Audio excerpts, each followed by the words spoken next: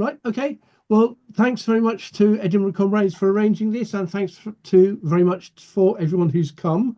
There's no question that when the history of the past quarter century comes to be written, China's rise is going to be one of the major themes. And this is a very huge topic. So it's going to be a very broad brush overview, lots of assertions, lots of assumptions, and lots of aspects that I'm going to miss out. I really, in this introduction, want to try and do three basic things. The first, explain China's rise to becoming a world economic power and consequently a major imperialist power. The secondly, to look at some of the class and national tensions that the economic success of the past 25 years have exacerbated. And lastly, to talk about China and the world, in particular, the growing tensions with the USA. I know these don't get reported on very much, but it's important. It's an important thing to talk about. And since a picture tells 1,000 words, just in terms of the speed and the scale of China's rise over the past quarter century, I've got this. So if people can see this, this is year-on-year GDP growth this century. The blue line is China. The grey line is the world economy as a whole. The yellow line, the orange line is the USA. Three obvious things from this. China has consistently outperformed both the world economy as a whole and the USA. Secondly, the USA has consistently underperformed most of the world economy until quite recently. And thirdly, there are two enormous breaks in this. The stock market crash of 2008, and then COVID in 2020. So I'm going to talk about the economic miracle in those three phases. Another way of seeing this, in 2000, China produced just 4% of the world's GDP, with the USA accounting for 30%. By 2021, China was up to 18% and USA down to 24%. And as I said, within this, there are three distinct periods: before 2008, the 2008 crash to COVID, and COVID and after. But before I get into that, I want to stress three general themes that structure this throughout.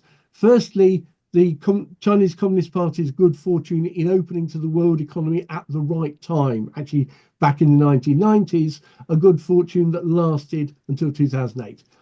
Secondly, the advantage of backwardness. China was still a rural country, had a huge army of reserve labour in the countryside. And lastly, the central economic role of the state at all levels, not just national government, provincial governments, local governments, counties, cities, and the CCP's success in both managing change and taking advantage of unexpected developments. Consistent story of victories of pragmatists over the excuse me, consistent story of victory of pragmatists over the planners. Now, China's boom was founded on explosive growth in manufacturing, mostly for export to the USA and Western Europe, wanting to outsource production to cheaper sources. China now accounts for almost a third of the world's manufacturing output. Highlight three aspects of this. Firstly, it relied on what was assumed to be an inexhaustible supply of migrant workers from the countryside, drawn by much higher wages than they could get back in the cities. One of the first generation migrants tells a story of going into a perfectly ordinary factory in Shenzhen in early 1990, starting work on a higher wages than the officials back in her village were paid. That was the gap. That was the gap between the countryside and the city. Secondly, China became the world's largest exporter, but also the world's second largest importer.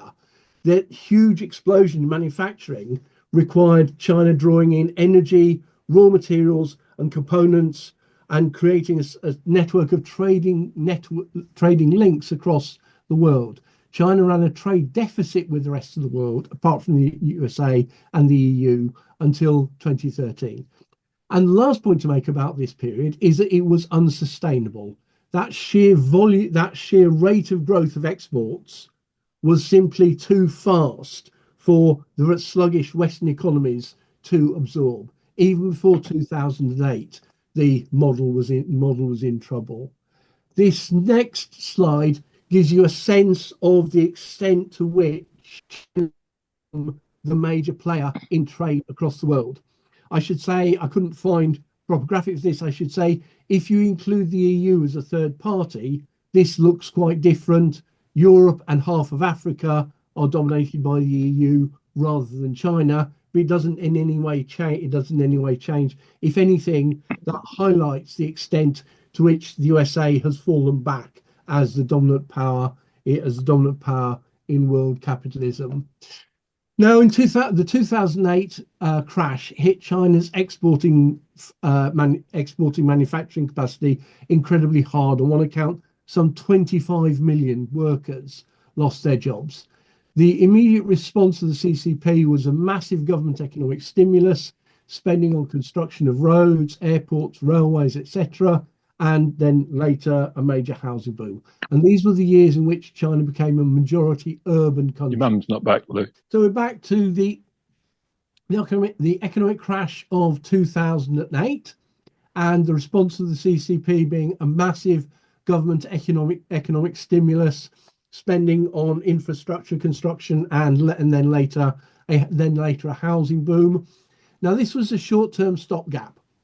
It was neither environmentally nor economically sustainable, and it was premised on a huge build-up of debt. The housing boom in particular has repeatedly caused huge economic instability, although the CCP have managed to balance from one crisis to another. I don't have time to go into it, but basically because almost all debt in China is internal, it's owned inside China, and almost all debt is owed by one part of the state to another. So effectively, it just becomes bookkeeping. The second part of the strategy to recover from this was a massive export of capital for construction across the global south, mostly using a thing called the Belt and Road Initiative as a vehicle. The Belt and Road Initiative, which is better thought of as an umbrella for lots of different things rather than one centralized plan, but it amounts to the largest investment program in the history of capitalism. One source estimated it 7 times the size of the Marshall Plan that rebuilt European capitalism after World War II. Now, this has caused huge debt problems in partner countries and consequent both local revolts, but also cancellations by those governments. The central problem, obviously, is those countries that most need Chinese investment have the least resources to repay the debt. And this is absolutely about investment in order to get repaid. None of this is aid. But also the BRI investment is primarily driven by China's needs rather than those of its recipients. China has an essentially extractivist approach to to African and to South American economies, and uses that investment to build better transport infrastructure so that China can get the raw materials and energy capacity from those countries to China. What happened with COVID? COVID hit the Chinese economy very, very hard, though China did recover faster.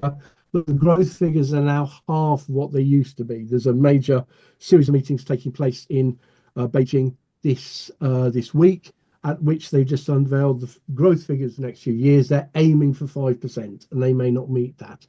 And the gap between the USA and China has widened slightly. By 2023, China's is up to 17% of world gross democratic GDP, but USA up to 26%. So China is not continually closing the gap. And for some commentators, this means that the boom has completely finished. Then they point to the massive structural problems that the Chinese economy faces: foreign investment at the lowest level since the 1990s, the falling birth rate, the environmental damage, the growing debt mountain. There's no question that all of these are real. This is the falling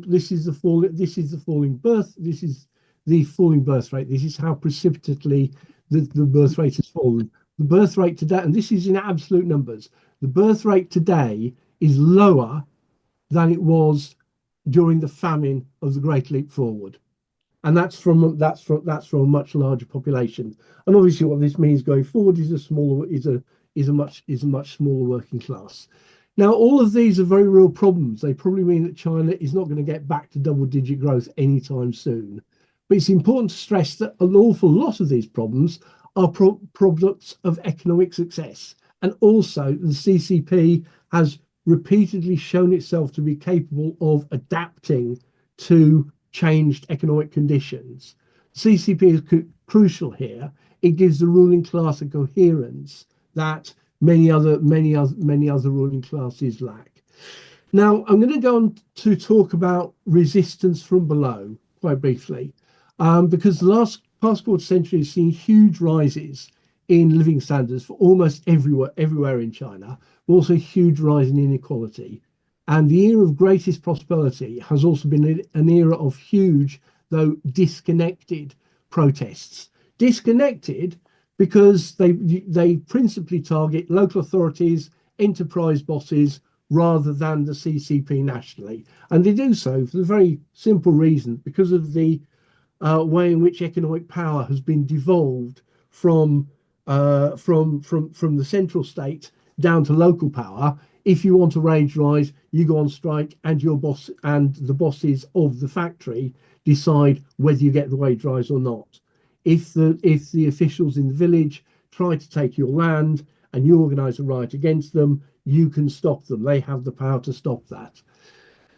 Now, very obviously, Tibet and Xinjiang are exceptions to that, and I'll come on to those in a minute. In the 2000s, strikes by migrant workers became ever more common, peaking in 2006 in terms of absolute numbers. And in 2010, we saw a major wave of coordinated strikes by car workers for higher wages, actually offensive strikes rather than sort of simply defensive against appalling conditions. There have also been big environmental protests against polluting factories, very big peasant protests against land seizures, localized protests against police brutality and official corruption. The CCP lumps all these together as mass incidents, stuff that requires the police being called, and these increased from some 9,000 in 1993 to 90,000 in 2005. That was the last year that the official figures were published. On one estimate, those doubled again by 2010. And what we've seen is that official tolerance has been won for a certain amount of localized protest, provided limits are observed. You can go on strike, but you can't organize an independent trade union. You can protest against your local officials, but you can't challenge the control of the Communist Party. However, that official tolerance has now been greatly challenged under Xi Jinping. And although economic strikes have continued, which are now overwhelmingly defensive, they're not very heavily policed. But all other forms of protest and organisation have met substantial repression.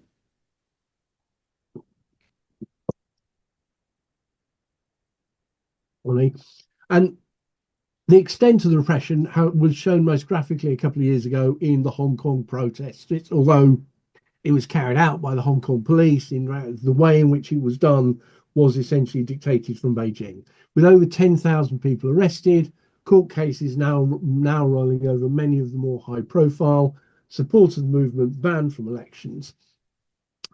China's response to COVID also involved very high levels of state control over movement, and this did lead to initial successes, but it wasn't sustained. Basically, China had a very effective response to the first wave of COVID, but then didn't adapt as COVID mutated.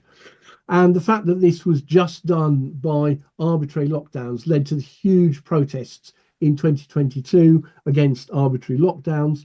Now, these showed that the state remains very, very sensitive to protests. They weren't huge protests. They were, hundreds of people, thousands in one or two cities. But the reality is that the government backed off.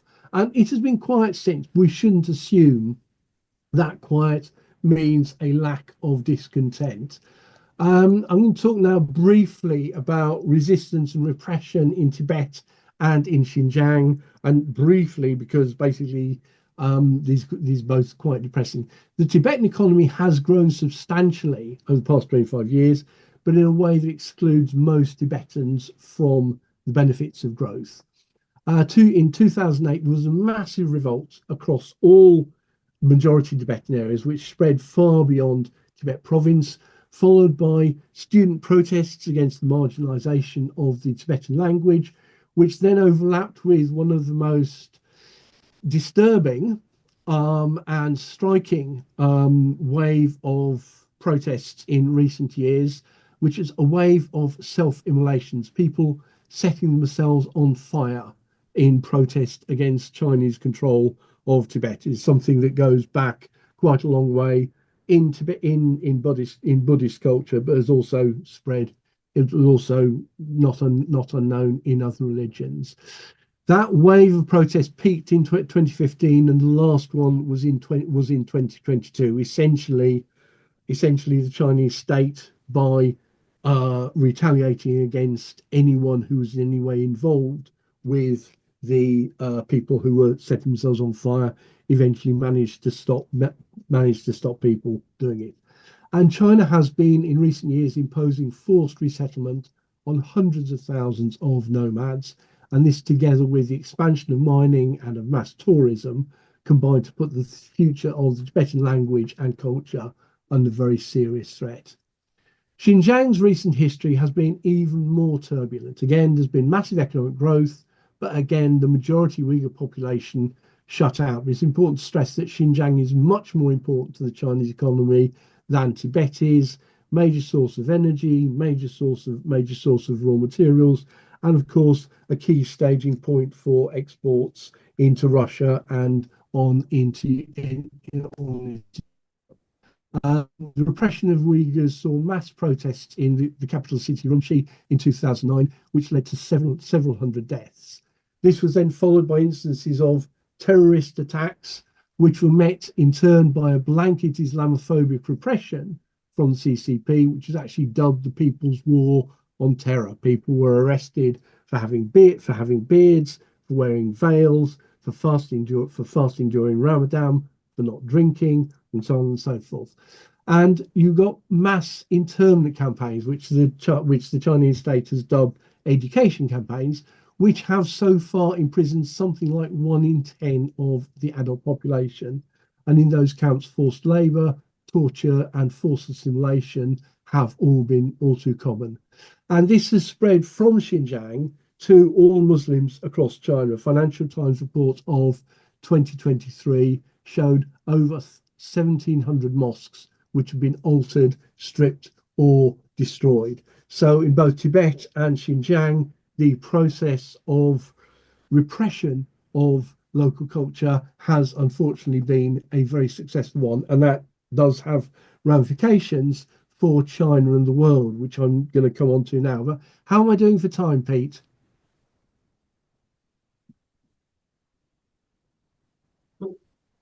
You've got about another 10 minutes, I think. About another 10 minutes. Okay, right. I'm on target. Wow.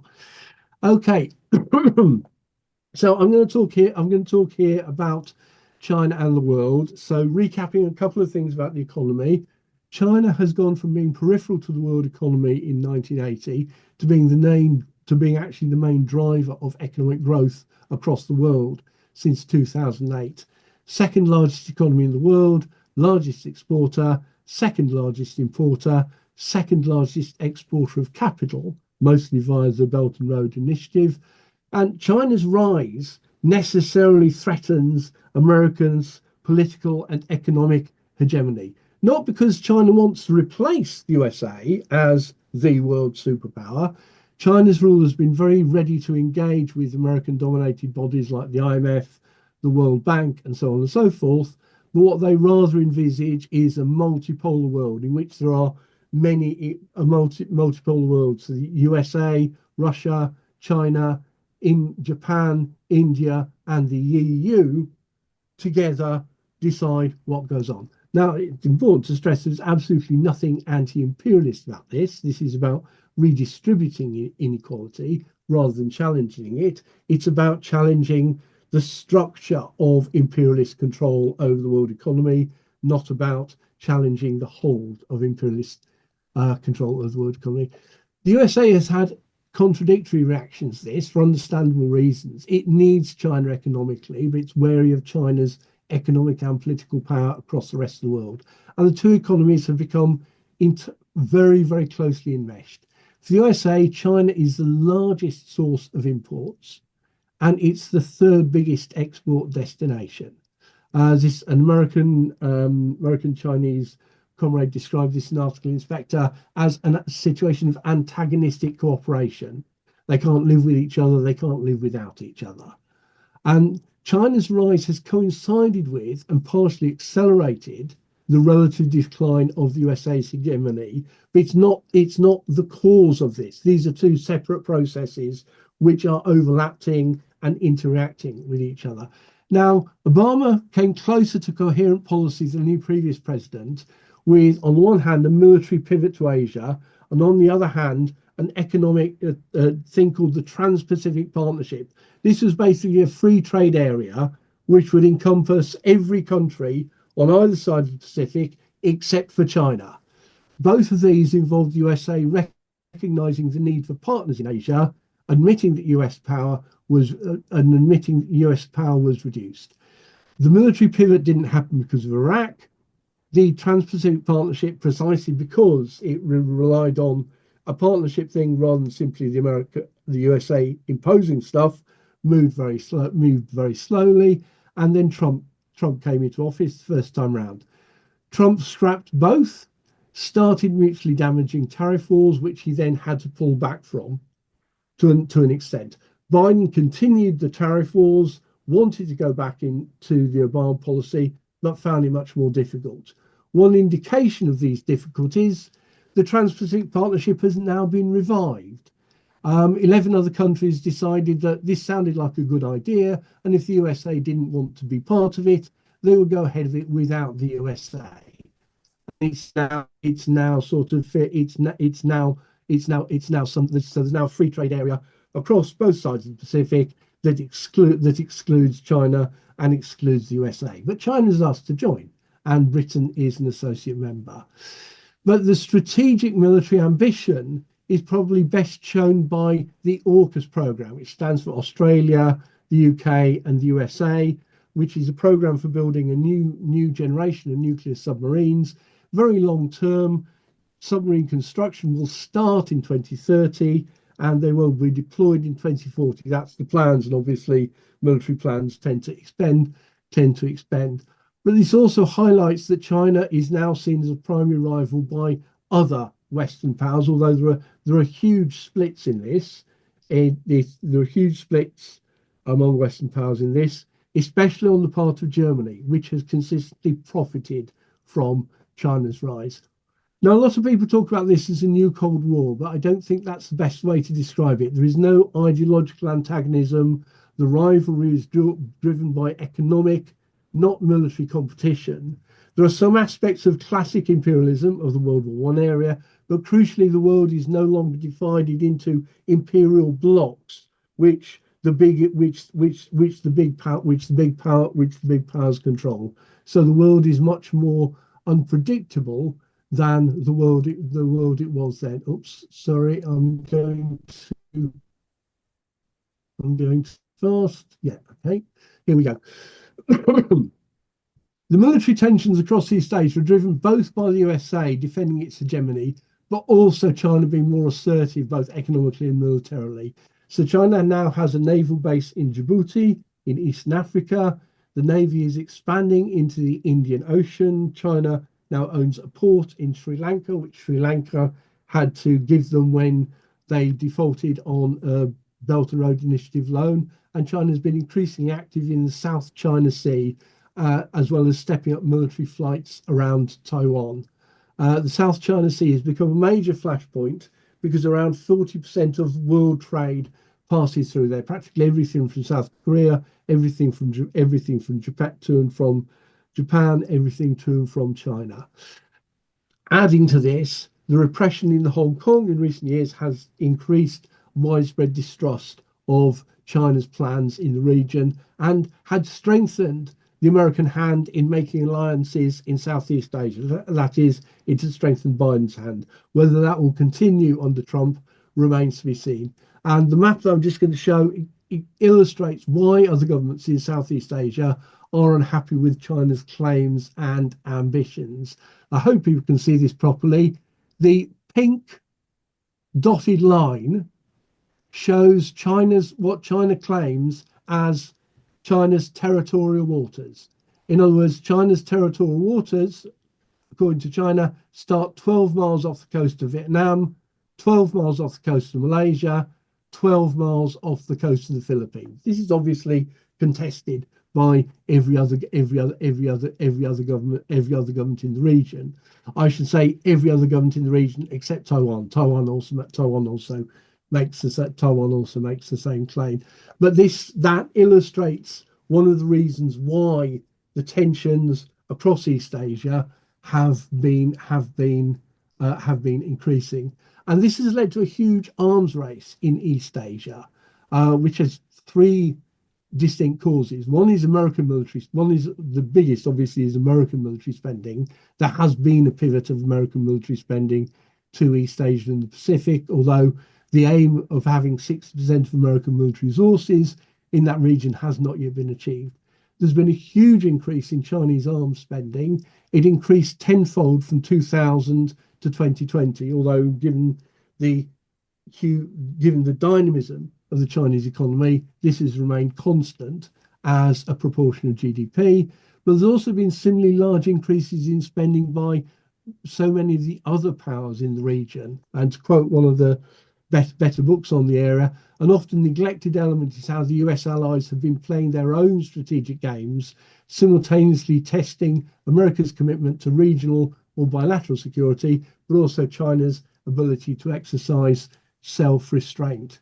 Now, this next slide shows, this is 2021, military spending, the USA and the rest of the world. You can see the USA far and away the biggest military expenditure across the world, dwarfs the other 9 largest economies. But also note how crucial East Asia is there. China, Japan, and South Korea, and then just a little further off, India and Saudi Arabia. Compare the minnows, Britain, UK, relatively small. So this is an area in which more and more arms are being poured. And then that changing structure of the world economy has also given other ruling classes greater power, which means there's no longer a simple binary competition between two blocks. Bluntly, neither the USA nor China can simply get their own way. And into this maelstrom of competing interests and alliances comes Trump. But it's important to see that it's not just Trump. Trump is surrounded by people just as vicious, but with a much clearer view of what they perceive as American strategic interests, people like Vance and Marco Rubio. And we can see, I think, already a strategy emerging, which is to clear Ukraine and Gaza out of the way so that Trump can concentrate on the major competition what he sees from China. And the Ukraine, the maneuverings over Ukraine are also in part about trying to prise Putin away from China to do what was essentially a reverse Nixon. In 1972, Richard Nixon went to China. Richard Nixon formed an alliance with China where both of them saw the USSR as their main opposition. Trump wants to try to do the reverse. But there's also a wider shift here, which is this is an explicit move away from the idea that the USA can be the sole hegemon to a realistic recognition that there is a multipolar world. But what that means is that Putin can do what he likes in Ukraine, Israel can do what it likes in Gaza, the West Bank, Lebanon, and Syria. Local power, and therefore the USA can do what it likes in the parts of the world that it controls. This is a move away from the rules-based international order, but it's a move away, in a sense, back towards gangster capitalism. It's not in any way it's not in any way a step forward. So what's Trump's new world order going to look like? It's exceptionally hard to predict. Militarily, the situation is far more perilous. The USA is playing catch up and arming many of the governments in the region, while China is taking a more aggressive stance. But economically, the region is more integrated than any time before. And while there are some moves to decouple, to sort of to reinstate national boundaries around particular key economies, there are real limits to how far this can go. And it's important to understand that these processes do not cancel each other out. They don't damp down the tensions. Rather, they make both more volatile. And that volatility is enhanced by the presence of numerous other actors in the region, none of which are simply puppets of one or the other of the superpower. There are no blocks. Individual ruling classes, the Japanese ruling class, the South Korean ruling class, the Taiwanese ruling class, making calculations out of self-interest, and many of those calculations will turn out to be wrong. So there's also we have to stress, I think there's a huge gap between desire and reality. Trump would like to get Gaza and Ukraine resolved so that he can focus on China. That's a long way off happening.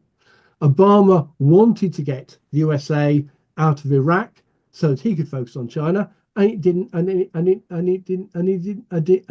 happen. So I think we have to see that there's a real drive to war here, and I think we have to understand that resisting the drive to war means understanding it's a product of imperialist tensions, which ultimately caused by capitalist competition. In other words, there aren't simple solutions to this. So how do we act? It's not always easy, and I think we need to have a clear understanding of concrete circumstances. But I think there are three general principles. The first is an unconditional anti-racism. We stand with Chinese and East Asian people against all forms of racist attack. At the moment, this is a major concern in Britain. This is a major concern in the USA. This is a major concern in Australia. But if the anti-China rhetoric, gears up inside Britain, we can expect to see a heightened forms of racism against Chinese and East Asian people. Secondly, a consistent anti-imperialism. We will need to stress here that China is not worse than any other imperialist powers, and keep pointing out parallels between China and other struggles. Hong Kong brought back memories of the Black Lives Matter movement. There are many parallels between Islamophobic repression in Xinjiang, Islamophobic repression in Palestine, and actually Israel and China cooperate, not just in both security software, but also in hardware. And to stress that the main enemy is home, because that's where we are, not because they are morally worse than anyone else. But also, we need to say that needs to be no red washing. China is an imperialist power in the same way as USA or Britain or Russia are imperialist powers. Denial of democracy is wrong wherever it happens. And as consistent revolution socialists, we need to support all struggles from below in the same way as we support all struggles against oppression and exploitation. Thanks very much for listening, comrades. Apologies if that's gone on for too long.